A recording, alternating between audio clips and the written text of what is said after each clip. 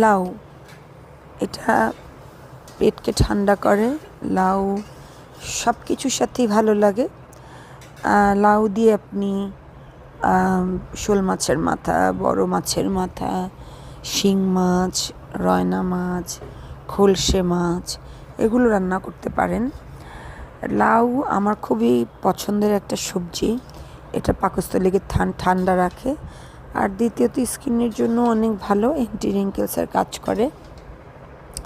তো আজকে আমার বাসায় হচ্ছে লাউ দিয়ে শোল মাছ। এটা আমার খুবই প্রিয় একটা সবজি রান্না বলতে পারেন। এটার মধ্যে আমি খুব বেশি একটা মশলা দেই না, শুধু কাঁচামরিচ, একটু সামান্য হলুদ মরিচ, ধনে পাতা, কাঁচামরিচ, পেঁয়াজ কুচোনো, খুব সিম্পলভাবে রান্না করি, বাট খেতে দারুণ দারুণ হয় খেতে। দেখে তো আমার এখনই খেতে ইচ্ছে করছে, কি করব।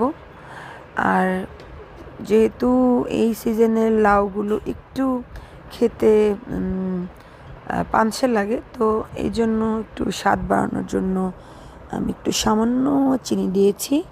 1 চামচ বা হাফ চামচ দিতে পারেন, যেটা জাস্ট টেস্টটাকে সুন্দর করে, আর কিছুই না।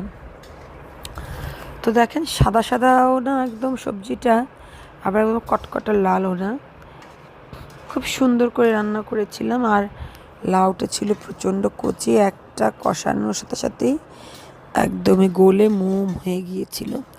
আর গরম গরম ভাতের সাথে খেতে এই লাউ রান্না যথেষ্ট ভালো লাগে। আপনাদের কাছে ভালো লাগলে অবশ্যই একটা কমেন্ট করবেন, একটু লাইক করবেন, আর প্লিজ আমার এই নতুন চ্যানেলটাকে সাবস্ক্রাইব করে আমাকে এগিয়ে নিয়ে যাবেন। আমি সুন্দর সুন্দর ভিডিও দেওয়ার চেষ্টা করব। আসলে ধৈর্য, সময়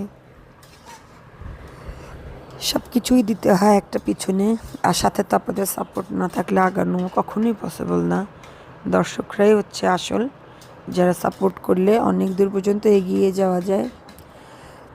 আপনারা সাপোর্ট করবেন যেন আমি আরও এগিয়ে যেতে পারি। আর কার কীরকম ভিডিও ভালো লাগবে, কীরকম ভিডিও দেখতে চান যদি কমেন্টে বলেন, সেরকম করে আপনাদের আইডিয়া মতো কাজ করার চেষ্টা করব, আপনাদের আইডিয়াগুলো কাজে লাগাবো। তো আপনারা অবশ্যই কমেন্টে বলবেন যে কীরকম ভিডিও করলে আপনাদের জন্য ভালো হয়। সো ধনে পাতা দিয়ে দিলাম বেশি করে। লাউতে ধনে পাতা দিলে লাউটা খেতে দারুণ লাগে। সো কেমন হলো আমার রান্নাটা অবশ্যই কমেন্ট করে বলবেন। আর খুব সিম্পলভাবেই রান্না করেছি।